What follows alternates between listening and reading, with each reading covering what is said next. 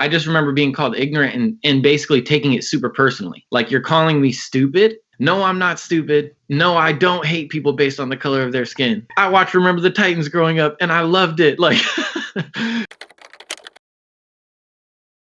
Recently, I uploaded a video entitled What My Black Friends Wish I Knew About Racism in America, and as I got to listen to each of my friends, one of the more common themes that emerged was a need for non-black people to educate themselves. In fact, I kept hearing about this documentary by Ava Duvernay called 13th, which was about systemic racism, which, by the way, at the time of this upload, you can find both on Netflix or on YouTube if you're interested in watching.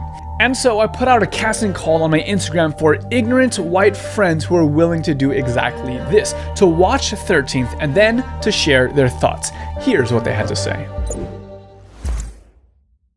I didn't really know what the 13th Amendment was, so that was a question going into it. Because I kind of just wanted to go into it with an open heart to where I wouldn't be expecting anything. The first time I watched this documentary, I just had no idea that the war on drugs was so bad, that it was another attempt on white individuals' part to criminalize Black people for a specific reason.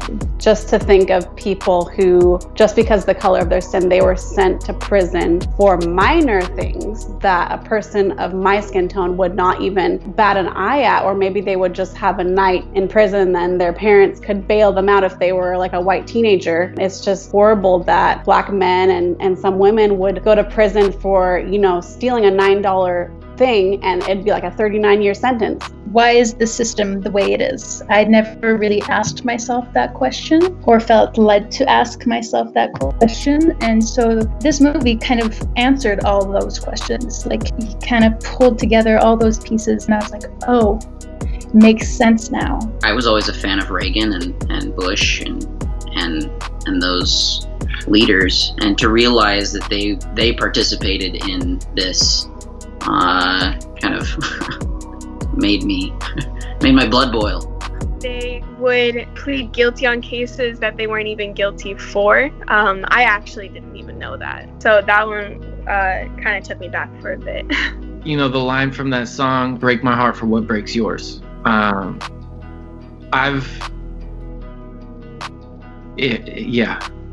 That. I was drawn into some form of a sense of that responsibility and really feeling both for people that have lost family and loved ones and people of their community, but also feeling on the other side as a white person, as a representative today, going, I can't believe that the culture, I guess, that I stem from so clearly celebrated that. My emotional state was disgust, definitely sadness. It's so unjust. We're supposed to be living in a society of democracy and freedom and human rights. I feel like this veil is just starting to be peeled back off my eyes.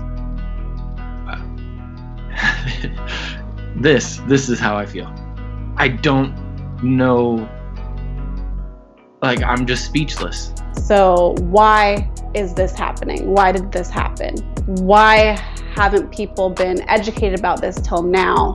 We helped establish those problems. We've put them in a box, and eventually once people get put into a box, you got to find a way to claw out. And just seeing how resilient they've been throughout this whole situation, but how there's still such a systemic issue within the United States of how we treat African Americans and how they just don't have a fair shot. And we're trying to do our best to keep that slavery mentality alive while doing within the legal system. And it was really eye-opening to see that, because there's something I just did not know about.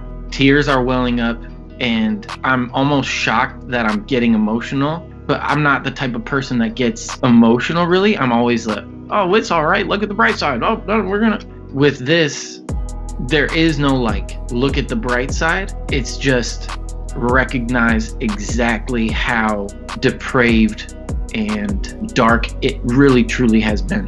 I think it's a great tool to help shift the perspective of white people to understand what African Americans go through, because now I have a way different understanding of what the struggle really is. I've already had a foundation of trying to understand is just what microaggressions are and the ways that language the way that I might be seeing people and saying things that might offend them. But what struck me about this is that that's just the rotten fruit on a really bad tree. And what this movie did was it showed me the tree.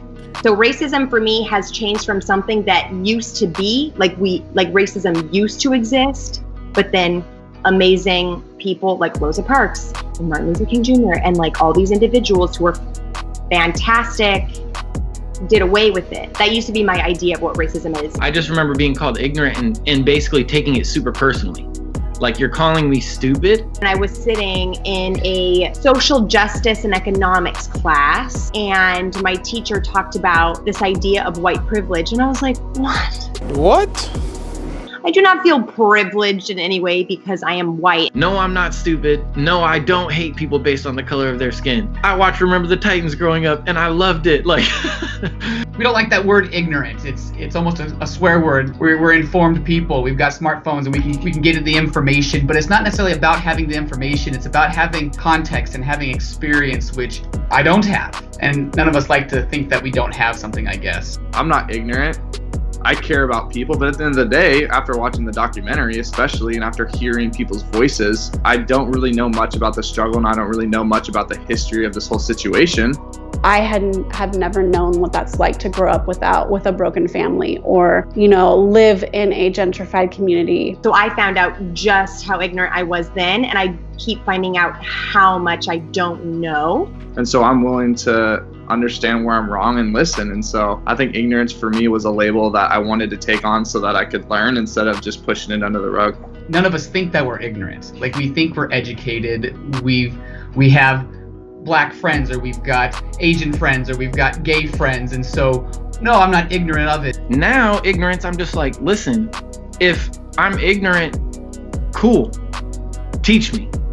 I'm happy to admit my ignorance, because if I'm unwilling, then I'm never gonna learn, I'm never gonna grow, and that's just arrogance, and that would suck.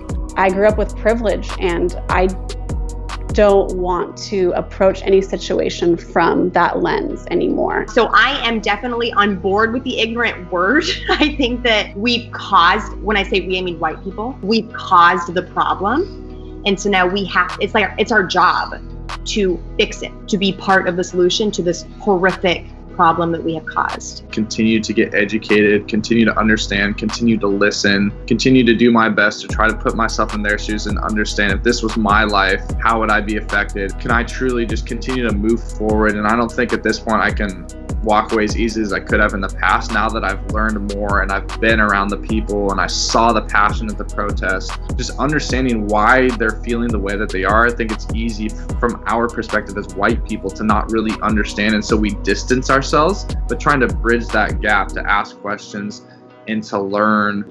The fact that this could be right under our noses the whole time, and not even right under our noses, but with people with megaphones saying it in our ears. Still, it took this long for me to come to a point to hear what I feel like black people in America at least have been trying to get me to hear my entire life, and over the course of the entire life of this country.